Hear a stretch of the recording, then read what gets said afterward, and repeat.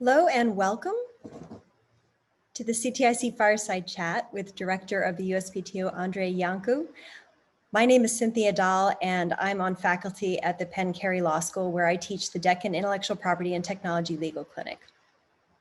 I'll be moderating this chat today, asking Director Iancu about incentivizing patenting and innovation among underrepresented communities, and also whether we have to strike a balance between innovation and access during a global pandemic, among other things.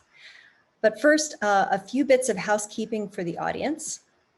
First, we're going to have 2 CLE passwords that will be given to participants through polls. And the polls will pop up on your screen for 10 to 15 seconds. You should be sure to write the passwords down so that you can add them to your CLE evaluation forms after the event. We'll not be repeating the CLE passwords, so be sure to write them down. Second, we've enabled the Q&A function. Please feel free to submit your questions. I'll start the ball rolling with some questions and we'll have some discussion. And I anticipate that we will turn to questions a little after about halfway through. And finally, this session is being recorded. So our featured guest really needs no introduction, but I'm going to offer a short one anyway. Director Andrei Iancu has been the Undersecretary of Commerce for IP and the Director of the USPTO for the last 2+ years. So he is the principal advisor to the Secretary of Commerce on domestic and international IP matters, and he also oversees one of the largest IP offices in the world with more than 12,000 employees and an annual budget of over $3 billion. He's both an engineer and a lawyer, having worked for Hughes Aircraft and as a litigator and managing partner from Irell & Manella. And a personal interest to me, he also taught patent law at his alma mater, UCLA Law.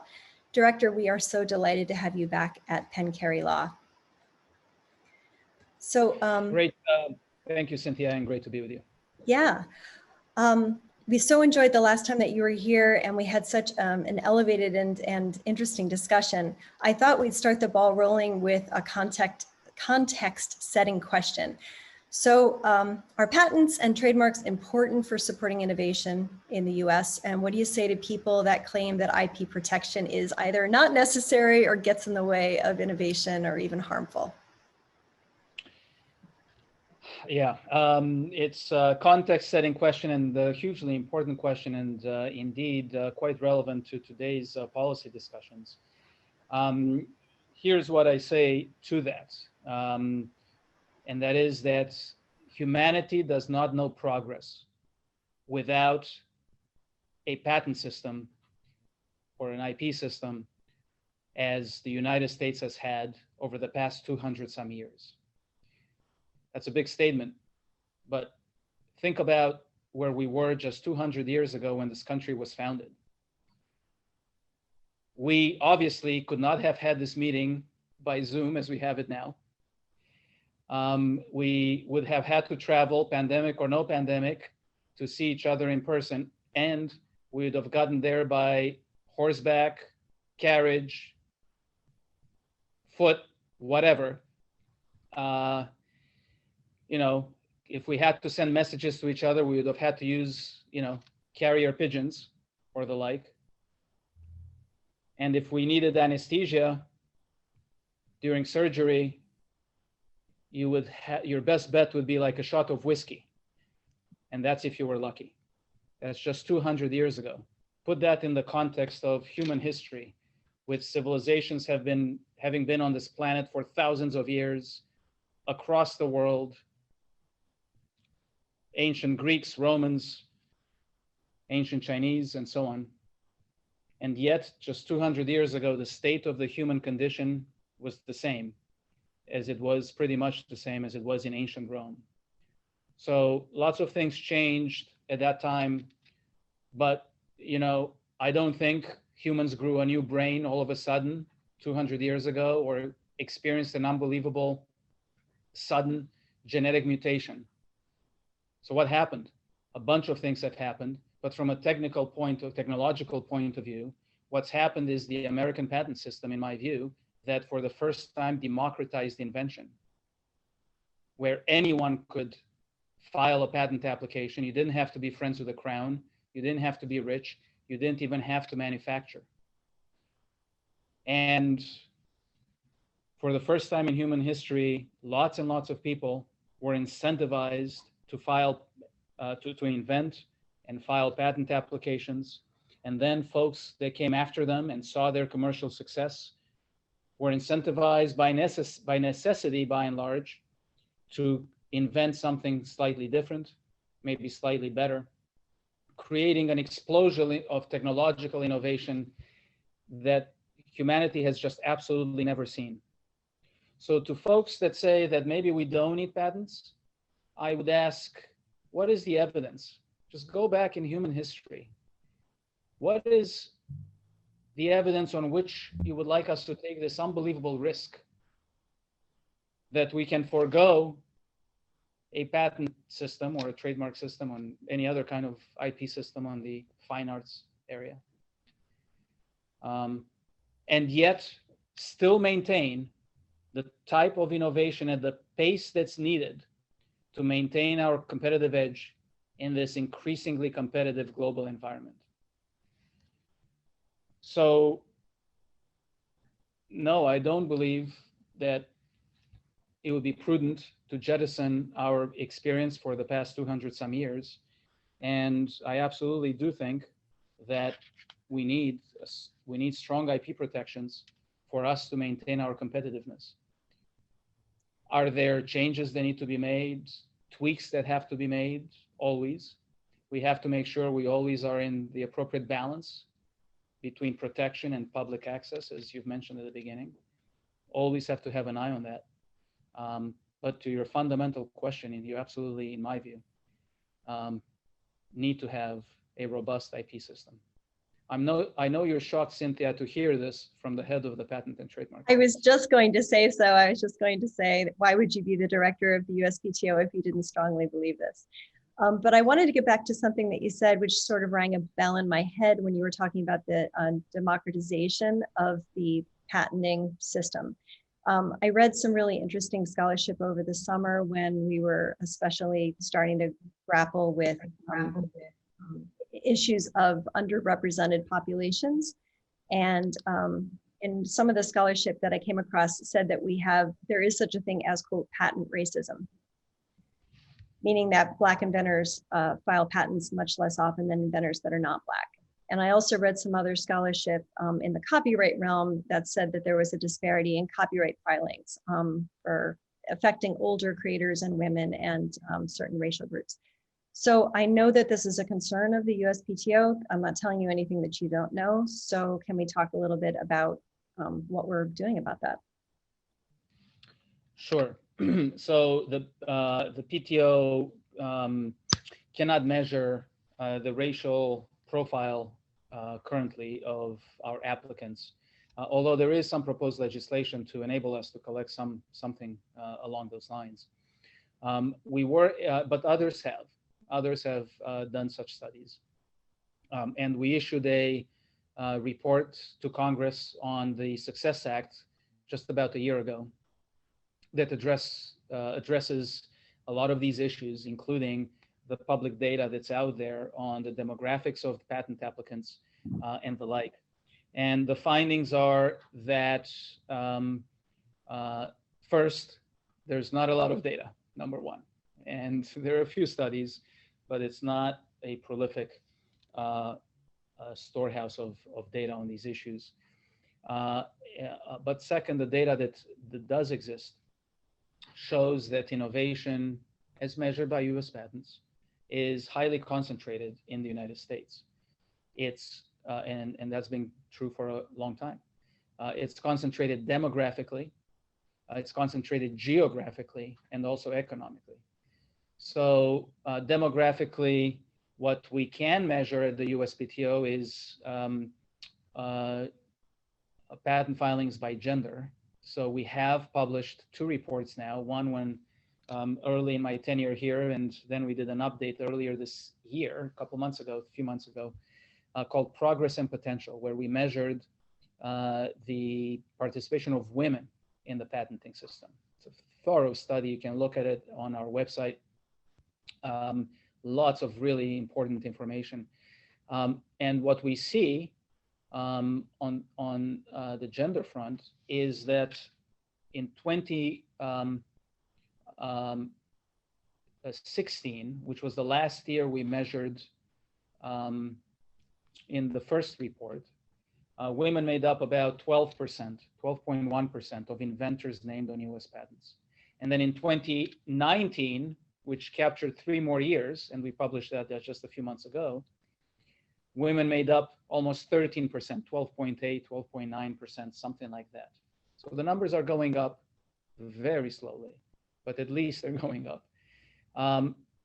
But still, you have less than 13% in today's world of patentees being women.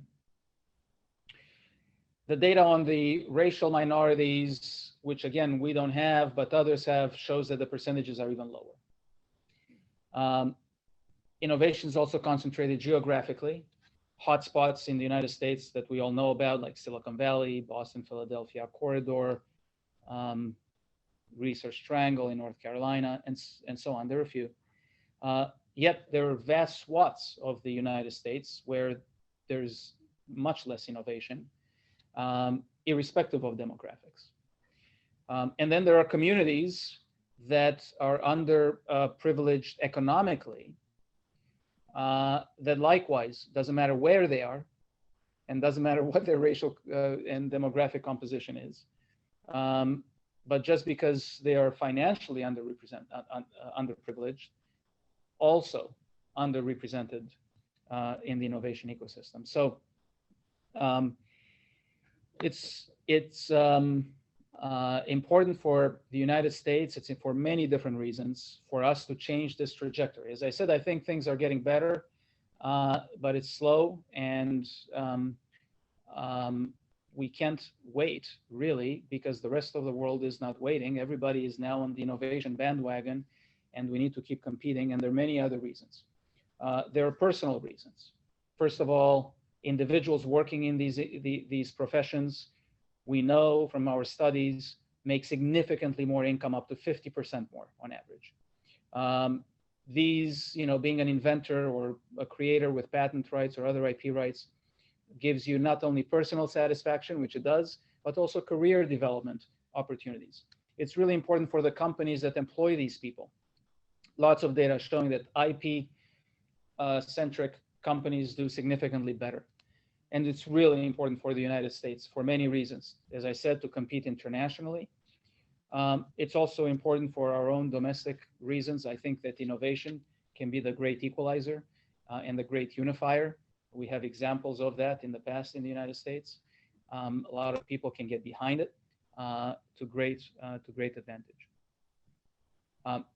I'm talking a lot, Cynthia, feel free to interrupt. I was gonna go to your actual question, which is what we're doing about it. But no, I think this is great context setting, and I didn't realize that there was such a disparity geographically as well as economically, racially, all the other things. Can you say a little more about that? That was just interesting to me. There are certain parts of the country that patent more than others? Yeah, of course, because you have innovation ecosystems. Take Silicon Valley, for example, which has been an innovation hub for several decades now, and they have all the infrastructure wrapped in together. They have the universities, they have the industry companies who are located there, been there for a long time. They have capital, access to capital right there. They have a culture of innovation that's long lasting. And as I said, Philadelphia is another example like that, and all along towards Boston. And Seattle's developed in the past decade or 2 decades or so. But as you can appreciate, there are many places where that infrastructure doesn't exist. Sure, makes perfect sense. Yet it can't. There are lots of universities in between the coasts that put out really good engineers, and more needs to be done to create the infrastructure to sustain innovation locally in additional pockets. Plenty of places around the country are trying that, some quite successfully. You take Austin, for example, which all of a sudden is, in relative terms, it's been a while in the making, but they've done a really good job there creating an innovation hub. And there are other places that I have visited that are mind-boggling when it comes to innovation. You wouldn't think about it. Fargo, North Dakota, as an example. Really? Tremendous innovation when it comes to agricultural products, drones, self-flying, self-driving vehicles, and energy, so many other things. And there are a few other places. We need more hubs like that throughout the United States. So obviously this problem should be attacked from various fronts. I guess, what do you think the role is of the USPTO to address this? Well, look, first of all, talking about it like we're doing now and raising awareness and keeping it at the forefront of the national discussion among the folks that are interested is really important in my view. So it's something that we can do from here to some extent. Providing the data that we have, we provide a lot of data and folks are free to use it and analyze it as they please, but we can do our own things, which we have done as an example with our chief economist's report on women inventors. The latest initiative that we have is what's called Expanding American Innovation. We have a dedicated webpage on our website at uspto.gov. You can take a look and see the various initiatives. The most exciting current initiative within that is the creation of a National Council for Expanding American Innovation, NCEAI. This National Council consists of industry leaders, so CEOs from major American companies, from tech to bio, and everything in between. We have presidents of universities. We have some nonprofits. We have some folks from the venture capital world, and government. And the idea, we've had an inaugural meeting about 3 weeks ago now, and we're going to, then the council is at work as we speak. The idea is to collect information, best practices, and so on, from their own experience, but also from the public, and make suggestions for a national approach to addressing these issues. And here's the fundamental framework that I see that we need to address. We should not just keep talking about things, although talking is really important. We need to focus on actionable activities with measurable results. So I think of an inventor's life along a timeline, from birth all the way through education, invention, and commercialization of that invention. And we need to look at along this entire pipeline or timeline. Where along the way are we doing well, but more importantly, where along the way are we falling short? For example, are we doing well at kindergarten to excite all the little kids and teach them about science and math, and to expose them to role models that they want to grow up to be like? We used to do that. Everybody, when I was growing up, wanted to be an astronaut. It would be great if everybody wants to grow up to be an inventor, but at a minimum, we need to expose them to that. Keep looking along the pipeline. How are we doing in middle school? How are we doing in high school? How are we doing in college? And then how are we doing in industry, in the jobs? I'll give you an example. I mentioned 13% of inventors are women, but 28% of STEM jobs are held by women. Of course, women make up over 50% of the overall workforce, about 52%. So there's a threshold question. Why is it only 28% have STEM jobs? Disconnect something, yeah. That's a bigger question. But then we know that we have 28% of the STEM jobs, coding jobs, science jobs, whatever, they're women on average. across the United States. They're already educated and in the seats. Why is it then that they're inventing, as measured by US patents, at less than half the rate? Only 13% are women inventors named on patents. Why are they named on US patents at half the rate? We need to analyze that. So there's probably a leakage in that particular spot. And they could be then venture capital. Do folks have access equally to venture capital and the like? And then have actual measurements at each one of these places so that we can actually hold people accountable. Our women's report is just an example. It was important for me to get that out.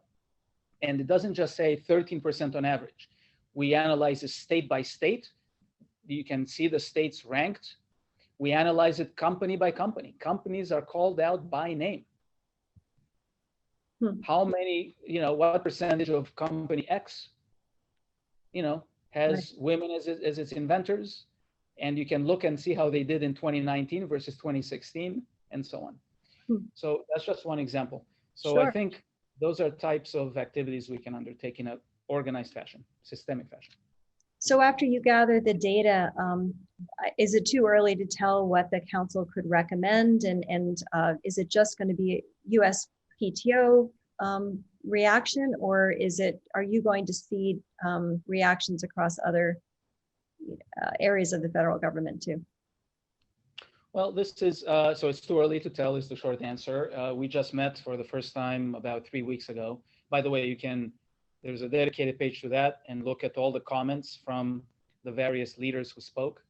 We're gonna try to get as much input into this as we possibly can, but the recommendations are gonna be surrounding innovation and IP. We can't solve from here all the problems in the world. Even this is quite ambitious. So that's going to be the main focus. Great, thank you. I want to pivot a little bit because I see that we're even already halfway through our time. And so I want to make sure that we talk a little bit about this other issue. I've heard a little bit about under COVID, what problems there might be or tensions there might be between patented technologies and access. And I'd heard in particular, we can talk about this if you'd like, a consideration of whether or not we should have march-in rights if there's a particular patented technology that we need to use in the fight against COVID. Is this something that's being discussed at the USPTO? What can you tell us about reactions to COVID? Yes, so this is an active discussion domestically, and it's actually more active internationally. So a few things. First, everything in an IP system, it's important to be balanced. So we have to make sure that in this particular case, we have the appropriate balance between the rights of the innovators and the IP owners and the appropriate access to critically important technologies. We have to watch very carefully that IP rights are respected at all times, and they have to be respected in particular in a time of crisis when those rights are actually being needed.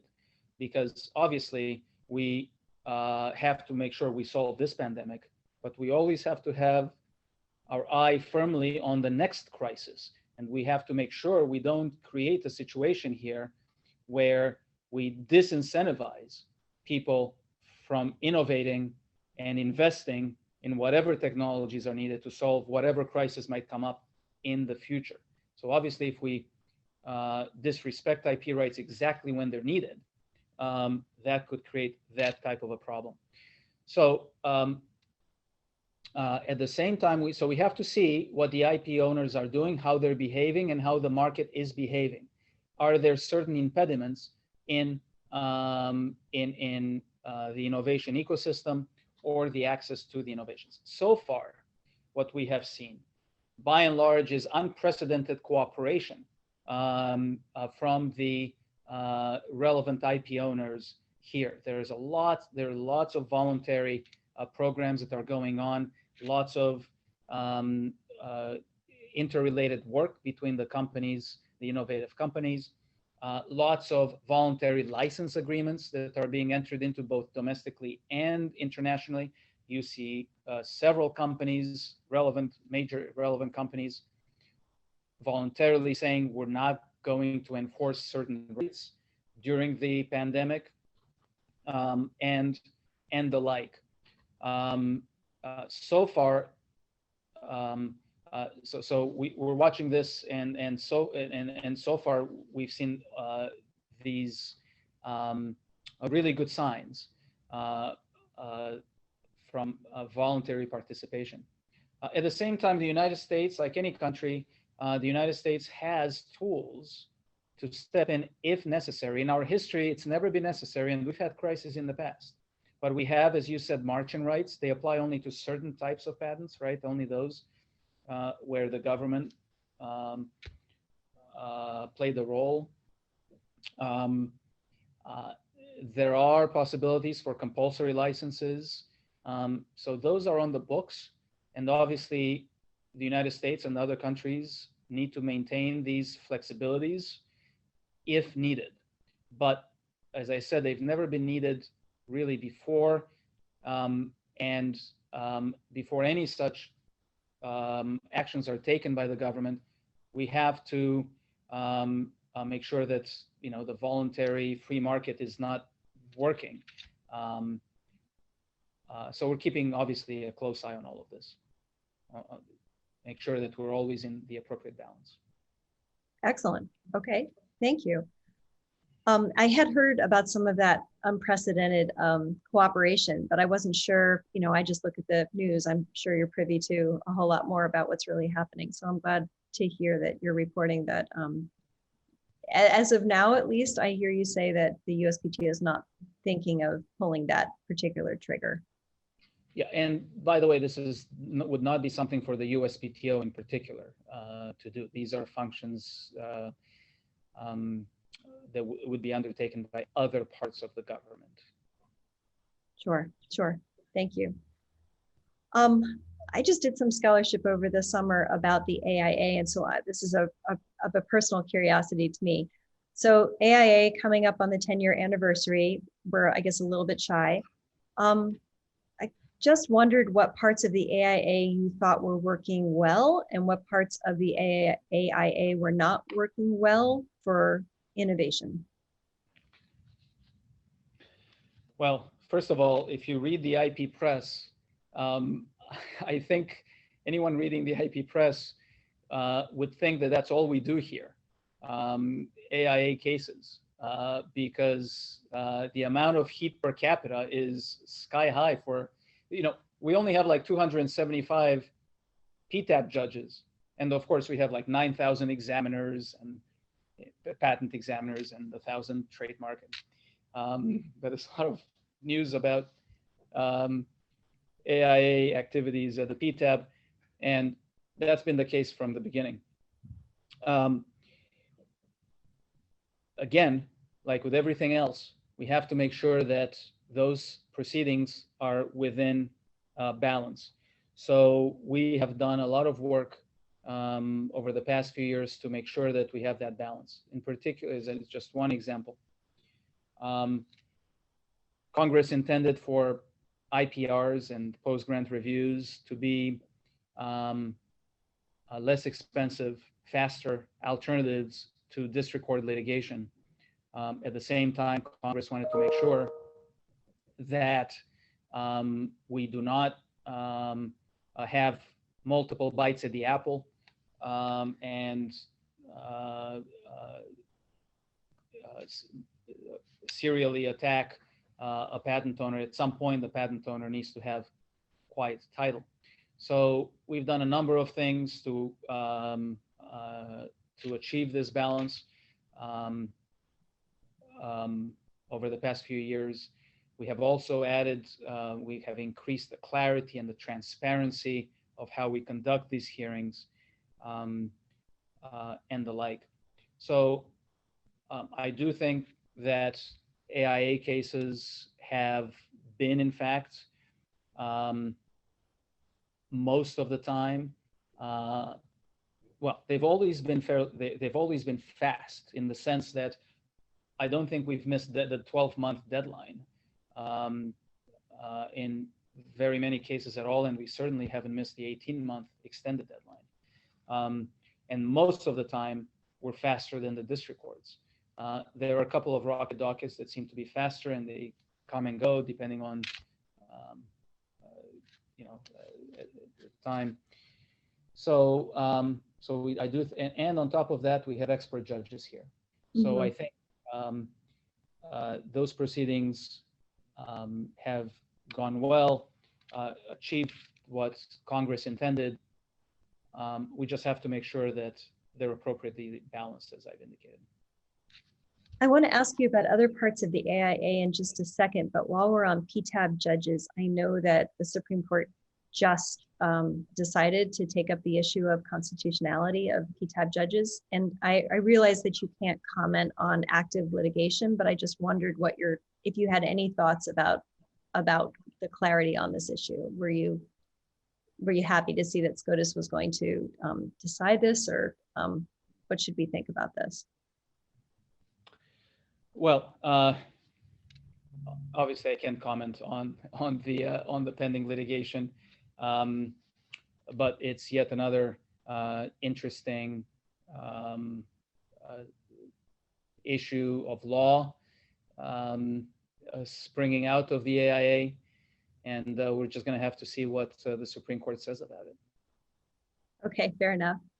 I want to circle back though to AIA because, of course, the AIA made a whole lot of changes, even beyond PTAB and the post-grant proceedings. And specifically, we had a question actually from one audience member, and I want to sort of fold this into my question to you.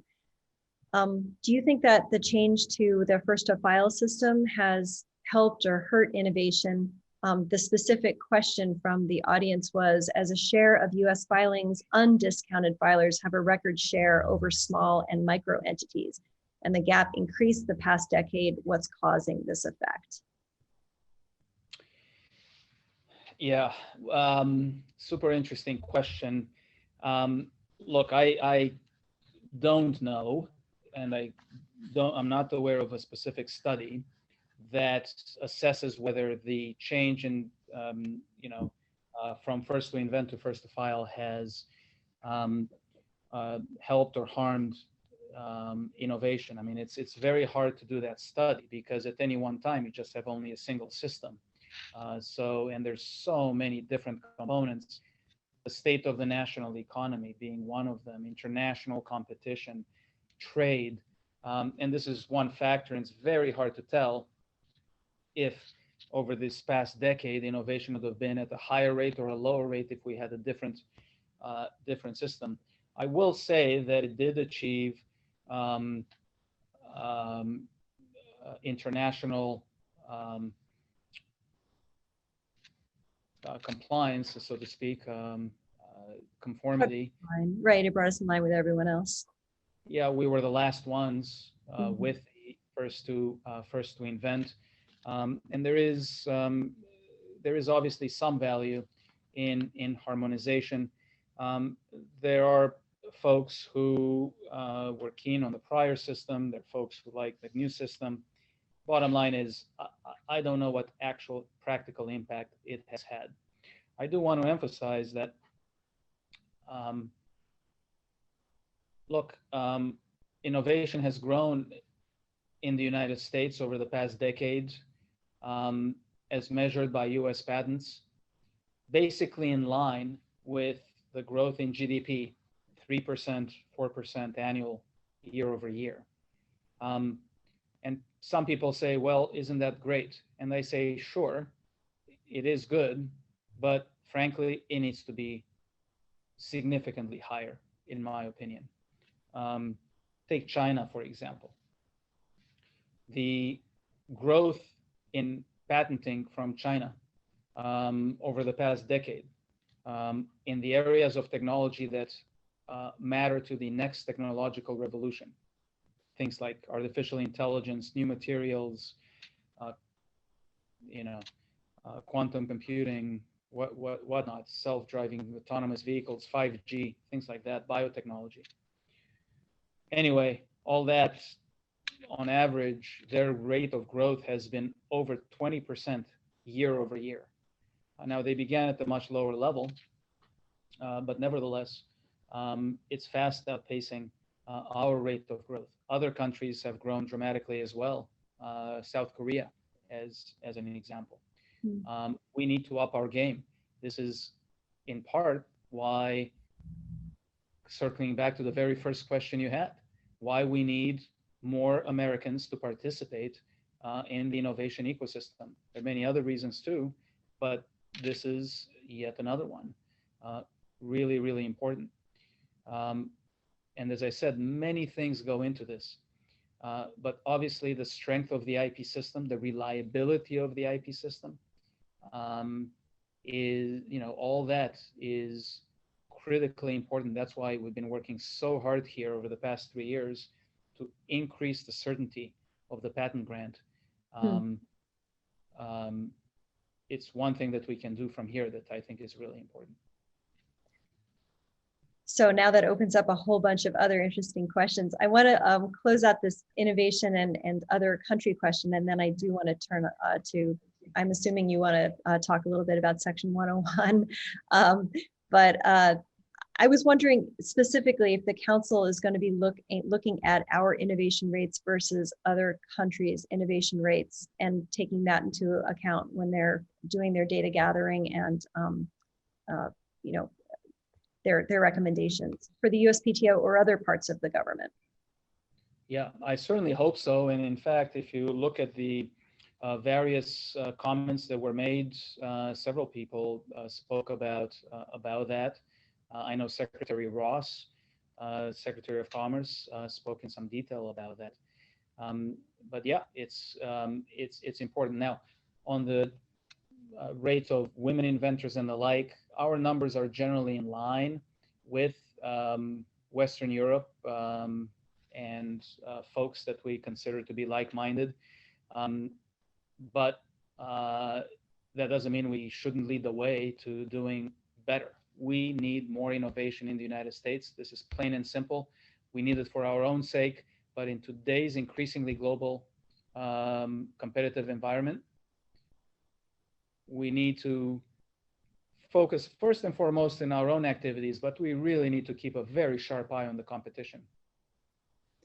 This actually leads really well into another question from another audience member, and I'll just read it to you. It says, WIPO's latest data show that just over 30% of international applications filed by the organization included at least one woman inventor. Perhaps I misheard, but that number seems to be higher than representation rates in the US.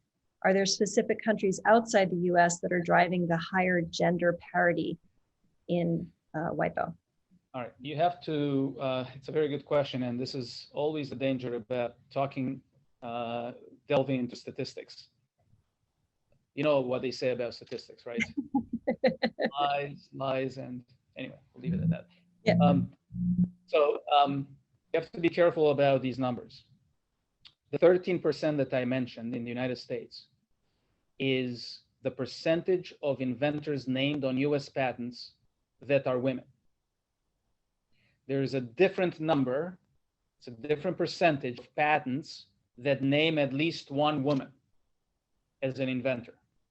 You can imagine, you can have a patent with 10 people on it, 9 men, 1 woman, that patent would count as a patent naming a woman. Okay, even though there is only a 10% woman inventor rate on that particular patent. Okay, but it's 100% a patent that names a woman, that particular patent.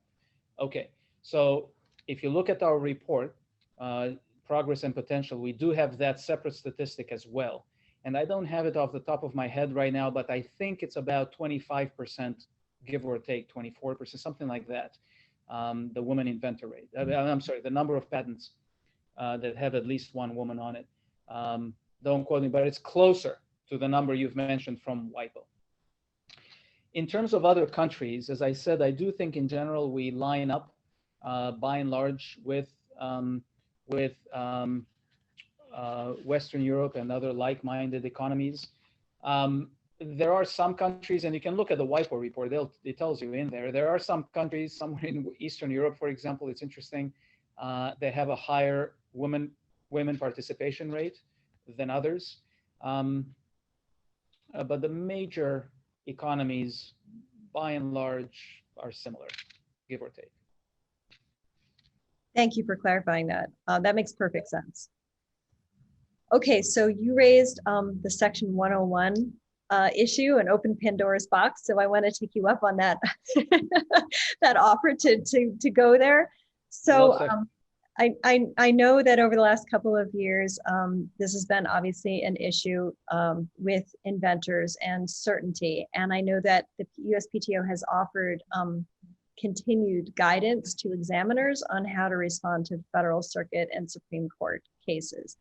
And so I wonder if you could comment on whether we're at a stasis at this point where you feel like the examiners know what to do and we're having more certainty here, or what else needs to be done to bring more certainty to Section 101 issues? Sure. The answer is yes to all of the above. So yes, the examiners know what they're doing at this point, and they're very well trained. There's been a lot of training over the past year and a half. Well, boy, now it's like we've been training on this now, new guidance for almost 2 years. They get it, and it works, and it's orders of magnitude better than it used to be prior to the guidance. We hear this from the examiners. We hear this from the stakeholders that come to talk to us anecdotally. What we've done earlier this year, though, is also measure this again statistically. So there's a report issued by our chief economist, also on our website. You can take a look on Section 101 examination pre and post guidance. And what the results show is that the certainty of examination has increased. Let me put it in the negative. The uncertainty of the examination has decreased by a remarkable 44% in the 1 year from January to December 2019 of the guidance. So that year, the full year of guidance, now we're 10 months later, so we haven't measured since. But that alone, and keep in mind, that was a period when the examiners were still learning. Still, the certainty of examination had tremendous improvements. And I think that makes sense. It lines up with what we're hearing anecdotally from examiners and applicants. Prior to this, anytime I would see an examiner, the first thing he or she would say is, "Director, you've got to do something about 101.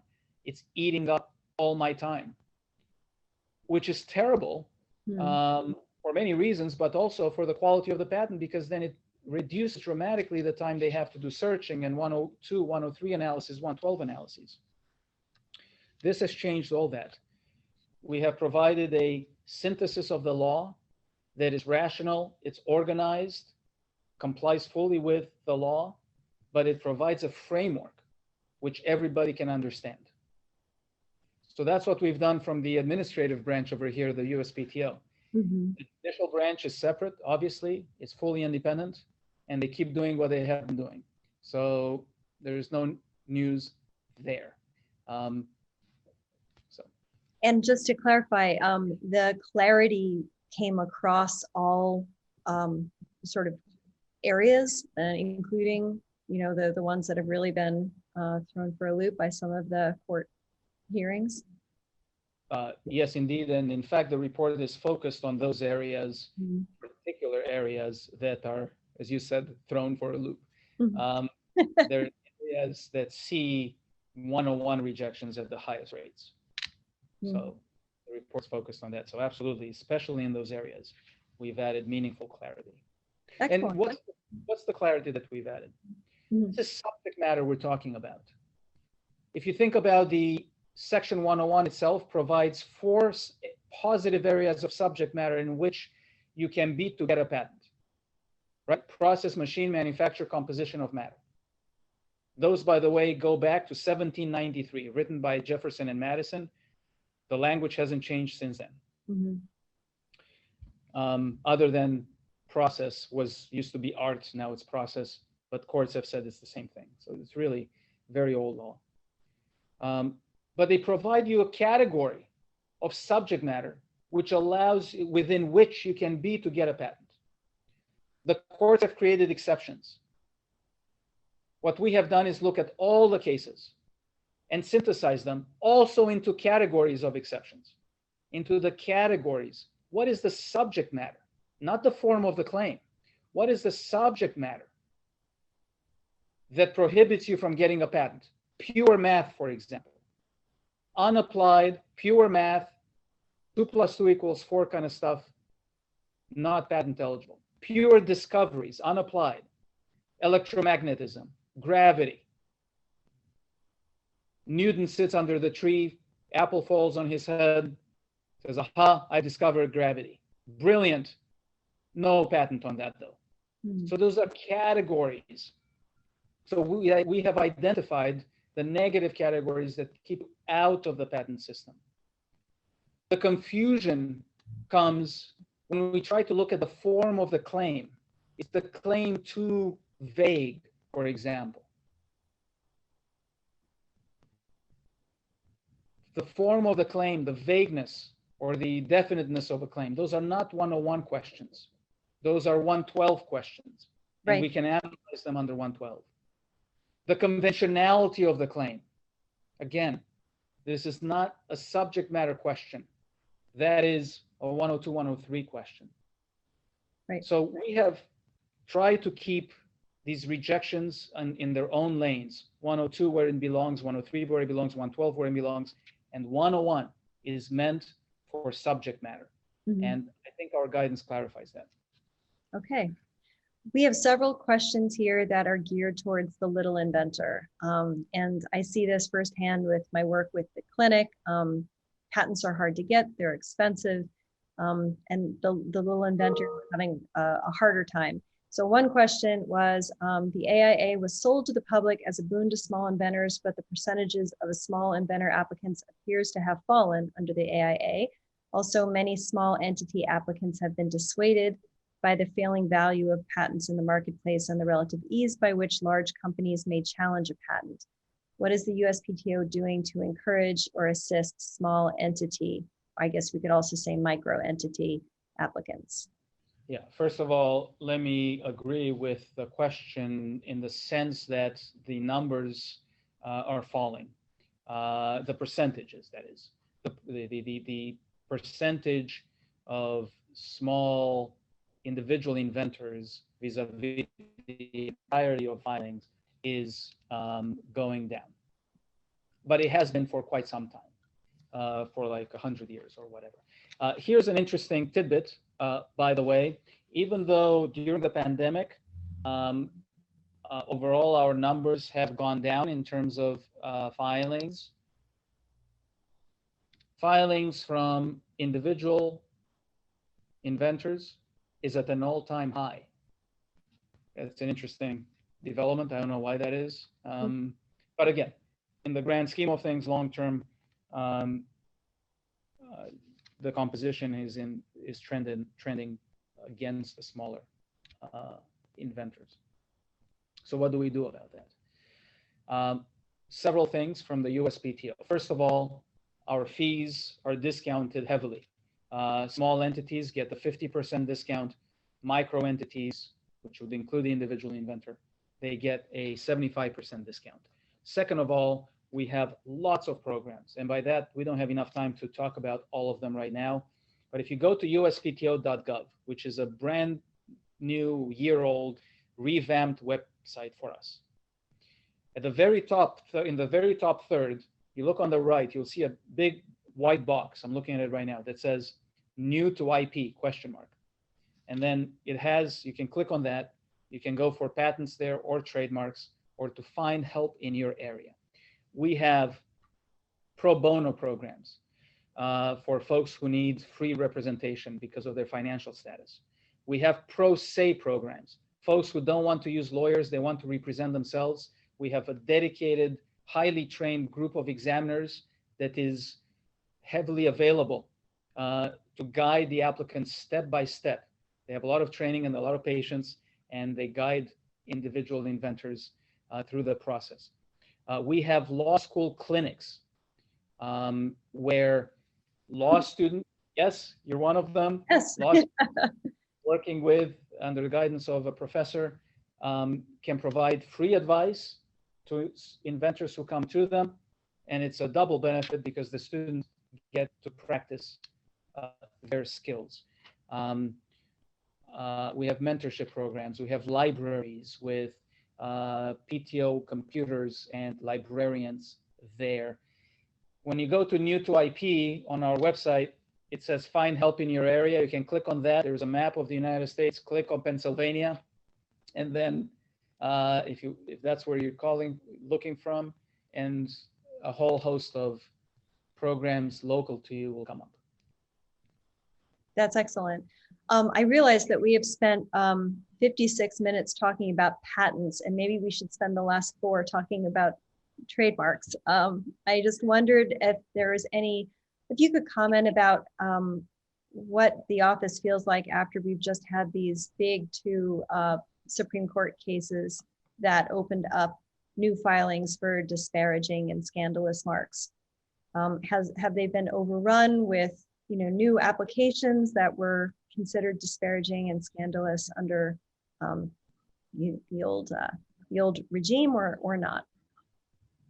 Well, there's a special file now that's awaiting examination of all these wonderful images and slogans. If anybody wants to apply to be in that specific examination unit, let me know. I'm kidding. The short answer to your question is no, we haven't seen an explosion. We always get a small particular share of the applications having these types of marks. It hasn't changed materially. Huh. Any thoughts on why everyone was saying that it was going to explode. Do you have any thoughts about why not? Not really. Look, I mean, the fact of the matter is that the people seek trademark registrations to use in commerce. So the market will dictate. The market always dictates, right? And I don't know, but I suspect that a lot of those marks are probably not very well accepted in commerce to such a degree that it would prompt the owner to seek a registration, but I don't know, I'm speculating. Great. We have one final question that's come from the audience, and I know that we have just 2 minutes left. So audience, if you have any other questions, please send them in. So this was a follow-up, I think, on what you were talking about in terms of 101 and conflating 101 and 1 and 2 issues. And he says the examiners are still having lots of trouble identifying the underlying abstract idea. For example, many examiners say that the entire claim, even one over a page long, is the abstract idea. This conflates or bypasses the analysis. Is there training for helping the examiners to identify the abstract idea? Yes, so there's lots of training, but some of these questions are very difficult and they're close to the edge, right? Close to the line. But there's lots of training because the examiners have to see what is being claimed and does it fit in one of the categories that we have given. Is it an abstract idea because it's pure math? Is it an abstract idea because it's a human interaction? Such as, an escrow account, for example, or a hedge fund or something like that, or what is it? So some of these are difficult. So we have constant training. I will say this, if you are having trouble with the examiner and you try and you don't see eye to eye and you don't convince each other, you can always call the supervising examiner That's what they're there for, and you can have that discussion with them as well. I have one hopefully quick question to sort of close it out. Someone wants you to look into the future and guess whether presumptive Justice Barrett might be the decisive fourth vote for the Supreme Court to grant cert to a 101 case. Wow. You know what Yogi Berra used to say, you know, predictions are difficult to make, especially about the future. So I'll stay away from predicting any particular justice or the like. But let me just say first, whoever the new Supreme Court justice will be, I think will make 4 justices who have not sat or ruled on any of the major Supreme Court cases on 101. So it will be the new justice, Kavanaugh, Gorsuch, and I believe, don't hold me to that, I believe Sotomayor as well. I think 4 of them have not been on any of the Alice, Mayo, Myriad, Bilski. Yeah.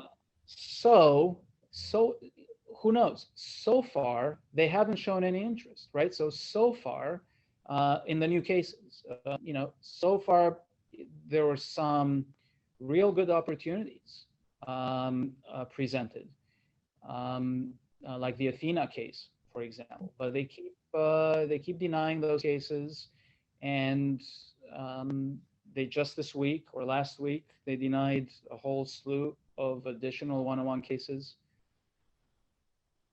Time will tell.